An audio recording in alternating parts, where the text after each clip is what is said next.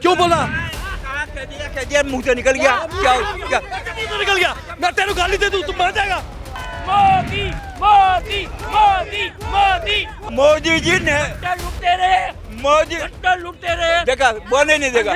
बोले हिंदुत्व के लिए और समाज को आगे ले जाने के लिए वो काम करे, अपना घर भरने के लिए काम ना करे। अटल बिहारी वाजपेयी जी इंदिरा गांधी की भी स्पीच सुन के आते थे, वो जवाहरलाल नेहरू की स्पीच सुन के आया करते थे। लेकिन मैडम कल कहाँ थी कांग्रेस? मैं 3 साल बाद दिल्ली लौटा हूँ। बहुत दुख हो रहा है मेट्रो की हालत। नमस्कार, आप देख रहे हैं न्यूज़ 1 इंडिया और मैं हूँ आपके साथ आस्था तिवारी। यही राजनेता धरती पर आते हैं, धरती पर मतलब कि जब अपनी राजनेता की धरती पर आते हैं, राजनीति करते हैं, तो उस दरमियान एक दूसरे को इतना कुछ बोल जाते हैं कि उसके लिए कोर्ट के कटघरे पर जाना पड़ता है, कोर्ट का दरवाजा खटखटाना पड़ता है। कैसे देख रहे हैं? दिल्ली प्रदेश की स्थिति लगता नहीं है कि कुछ अच्छी है। केजरीवाल जी काम कर रहे हैं, ठीक है, जो भी कर रहे हैं, अपने सीएम हैं, 2-3 बार शायद सीएम बन चुके हैं, अच्छा कर रहे होंगे। जो भी कर रहे हैं वो दिल्ली की जनता ज़्यादा जानेगी। लेकिन जितने भी लोगों से हम लोग भी बात करते हैं, मेरे पास बद्रीनाथ जी में सारे भारतवर्ष के लोग आते हैं, लेकिन हर किसी के मुंह में है कि नहीं हमने गलती कर दी, केजरीवाल जी को हमने वोट दिया जी। तो वो एक अलग चैप्टर हो गया कि वोट का, राजनीति का क्या है। लेकिन मेरा जहाँ तक कहना है कि जो भी व्यक्ति राजनीति में है और जो भी राजनीति कर रहा है किसी भी पार्टी का, हिंदुत्व के लिए और समाज को आगे ले जाने के लिए वो काम करे, अपना घर भरने के लिए काम ना करे। जितने भी लोग दिल्ली के लोग वोट दे रहे हैं तो इसलिए वोट दे रहे हैं कि उनको सुख सुविधाएं मिल पाएँ, इसलिए नहीं दे रहे हैं वोट की अपना रिमोट वाला, हमारा कमोड भी रिमोट वाला बन रहा है तो इसलिए नहीं है। आदमी तो मर रहा है, पानी इतना। केजरीवाल का कहना है कि भले ही आज हमसे हमारे कामों के लिए छीना गया है, अध्यादेश ले आए हैं, लेकिन लोगों को फ्री सुविधाएं जो है वो हम देते रहेंगे। फ्री की रेवड़ी को जनता कैसे देखती है? फ्री की रेवड़ी को जनता देखती है, जिसको फ्री में जो चीज़ मिलेगी मना कोई नहीं करेगा। मैं भी हूँ, मुझे कोई फ्री में कुछ देगा। लेकिन अगर फ्री की आदत आप देख रहे हो और आपके प्रदेश के ऊपर से कर्जा बढ़ता जा रहा है, फ्री तो आप जनता को दे रहे हो और कर्जा, कल कोई और सीएम आएगा उसके सर पर तो कर्जा। मतलब मुझे लगता है कि दिल्ली में अगर आज कोई बच्चा पैदा हो रहा होगा तो 9 से 10 लाख का कर्जा उस पैदा होते ही बच्चे के सर पे होगा। ये स्थिति दिल्ली प्रदेश की है। इस तरीके से प्रधानमंत्री के भाषण को जो है उन्होंने बता दिया, पूरा राजनीति भाषण है, 2014 की तैयारी का केवल बखान था, ना कि देश को आज़ादी के लिए समर्पित उनका भाषण था। प्रधानमंत्री जी ने अगर लाल किले से भाषण दिया है तो प्रधानमंत्री जी ने कुछ काम करा होगा, वही तो भाषण दिया होगा। लोग उसे राजनीतिक उसमें लेके जा रहे हैं। अगर प्रधानमंत्री जी कोई काम नहीं करते तो कुछ भी भाषण नहीं दे सकते थे। सही बात है। लेकिन जब उन्होंने कोई काम किया होगा तो ही प्रधानमंत्री जी ने भाषण दिया ना कि हमने ये काम किया, हमने ऐसा करा। जितनी भी जनता है वो तो 2024 का जो इलेक्शन होगा इसमें हम बता रहे हैं आपको, भूतो न भविष्यति। बद्रीनाथ का पुरोहित होने के नाते कह रहा हूँ कि प्रधानमंत्री मोदी जी ही 24 में बनेंगे। सारी जनता, सारा युवा, हर कोई जानता है, पूरा भारतवर्ष के 29 राज्यों की जनता, 29 राज्यों के लोग जान रहे हैं कि नरेंद्र मोदी जी क्या काम कर रहे हैं और इससे पहले जितने लोग थे उन्होंने क्या काम करा। मैम इनकी बात में बिल्कुल 100% सहमत हूँ। नमस्कार, इनकी बात में बिल्कुल सहमत हूँ। कल के पॉइंट पे बात आता है, मोदी जी स्पीच दे रहे हैं। आपने एक चीज़ देखी कि केवल बीजेपी के लोग बैठे हुए हैं और विपक्ष का एक बंदा नहीं आया है। जबकि कांग्रेस के जो लीडर हैं उनको कम से कम उनकी कुर्सी थी, उनसे पूछा मेरे ये हो गया, मेरे को ये नहीं हो गया, वो हो गया, पार्लियामेंट करना उल्टा कर रहे हैं।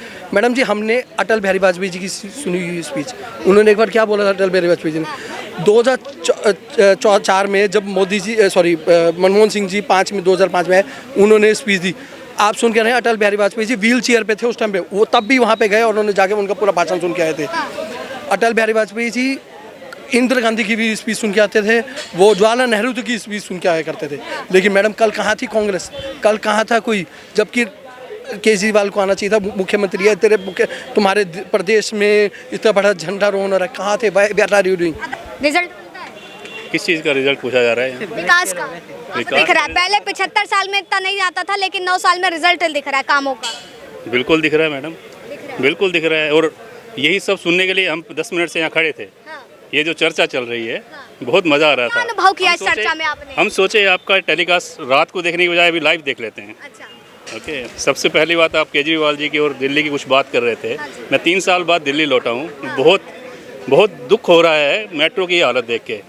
सफाई, गंदगी, सफाई कहीं नहीं है, किसी स्टेशन पे सफाई नहीं दिखी। 3-4 स्टेशन से होके आया मैं, और कूड़े का ढेर लगा हुआ है, बहुत बुरी हालत है। मतलब मैं तो बातें करते हैं कूड़े के पहाड़ हटवा रहे हैं जिले भर। अच्छी हटवा देंगे तो अच्छी बात है, लेकिन मैं आपको जो हकीकत अभी जस्ट एक्सपीरियंस करके आया।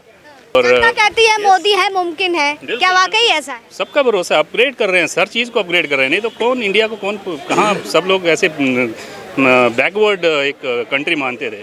आज की डेट में थोड़ी रिस्पेक्ट है, वर्ल्ड वाइड रिस्पेक्ट हो रही है, लोग बात कर रहे हैं इंडिया इसी से खुश है। यस बिल्कुल, हमारा देश है।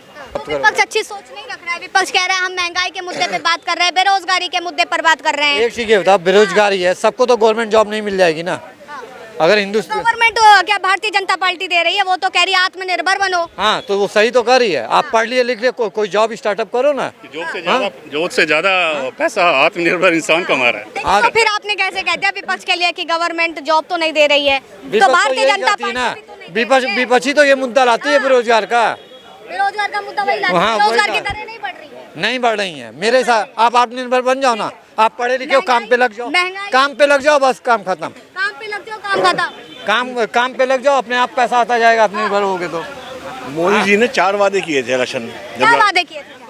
15 लाख का, हाँ, बुलेट ट्रेन का, हाँ, और 2 करोड़ नौकरियों का। हाँ, एक वादा भी उन्होंने पूरा करा हो तो आप बता दीजिए।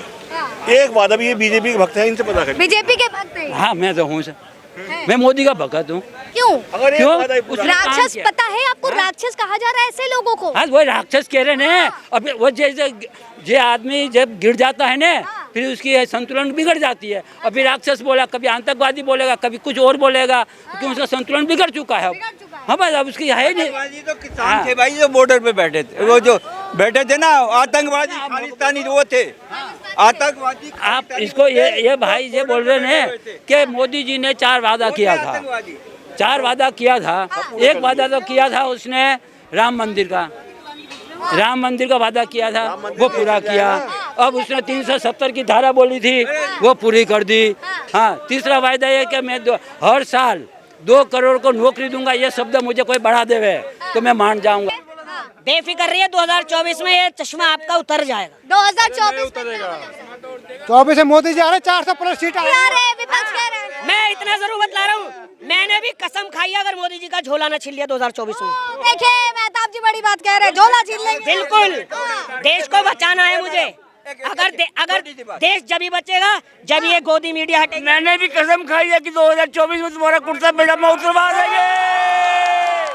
Modi Modi Modi Modi India India India India India India India एक तरफ मोदी, एक तरफ इंडिया। मोदी मोदी मोदी मोदी मोदी मोदी मोदी मोदी देखिए, अगर बात की जाए तो एक तरफ इंडिया का हुजूम है तो दूसरी तरफ नरेंद्र मोदी की आवाज ये ललकार है। और इसको लेकर के लगातार अगर चर्चा की जाए तो 2024 के लिए लोग कितने तैयार है साफ तौर पर समझ में आता है। फिलहाल तब तक के लिए आप बने रहे न्यूज़ 1 इंडिया पर। कैमरा पर्सन अतुल के लिए आस्था दी।